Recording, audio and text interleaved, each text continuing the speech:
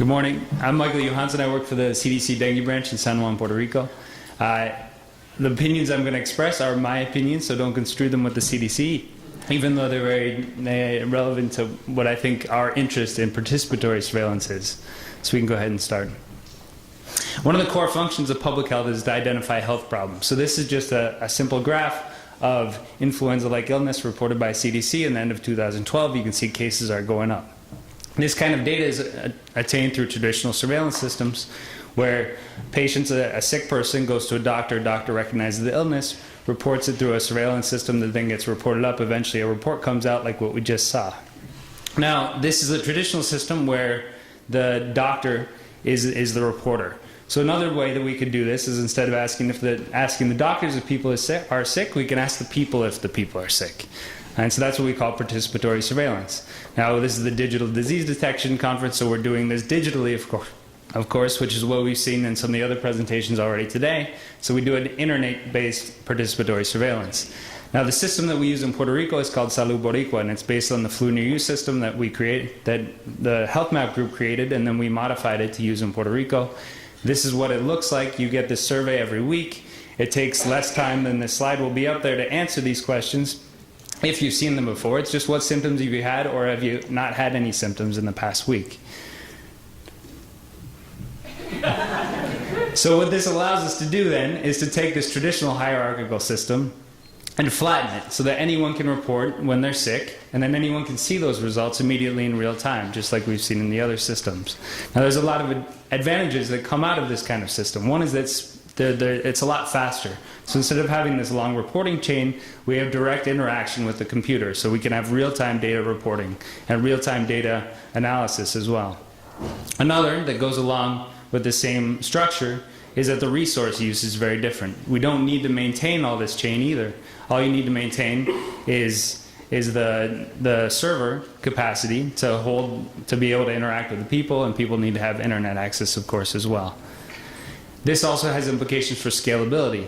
The Salud Boricua page is a really good example of this. We already had a system that was built in Flu Near You, and all we had to do to implement it in Puerto Rico was to have enough server capacity and modify the system. We didn't actually need to go create a whole new system like you do with a traditional system.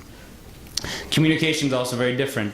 Standard traditional systems generate long-term reports that are really geared towards public health agencies, whereas in a participatory system you can have active dynamic engagement with the data at different levels. So there's also different sensitivity in the traditional system. You have only cases that are clinically reported, so people that go to doctors and get reported, whereas in a participatory surveillance system, anyone who's sick can report, even if they just have very basic symptoms and don't miss work or whatever. Specificity is different. Traditional systems often incorporate some level of laboratory testing, though not always. Participatory systems are also working on this, but it's less certain how that's going to work. Credibility is very different, and this is partly just for how long these systems have been around. The traditional systems have been around for a long time. They have demonstrated public health value, so they're referenced as the gold standard, whereas participatory systems are still fairly new. There's also resource availability differences that are related to this as well. Federally funded systems are the traditional ones, whereas the new ones are also federally funded in some cases, but largely through grants, and they don't have the same sustainability, which is something that we'd like to see change in the future.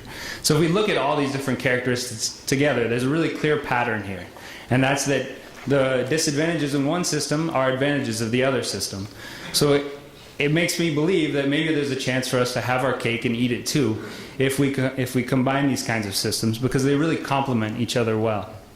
The last few slides that I'm going to put up are just quick demonstrations of some of the proven effective uses of participatory surveillance and how they really can help address critical public health needs. One is identifying the health problems. This is the same slide that I showed earlier, but now with Flu Near You data superimposed. And you can see that both systems are able to capture the increase in cases at the end of the year. Another critical public health thing is interventions. So here is a vaccination tool that helps people find vaccine centers on the Flu Near You website, and it turns out that out of all the people in Flu Near You who got vaccines last year, about 5% of them said that participating in Flu Near You actually influenced their decision to get the vaccine. Third is evaluation. So we want to see if these vaccinations or whatever intervention is have an effect. Here you can see a clear difference in the Netherlands in higher incidence in the people who did not get the flu vaccine compared to those who did. So lastly, I want to say that participatory surveillance has a lot to offer public health, and the cost is relatively low. Thank you.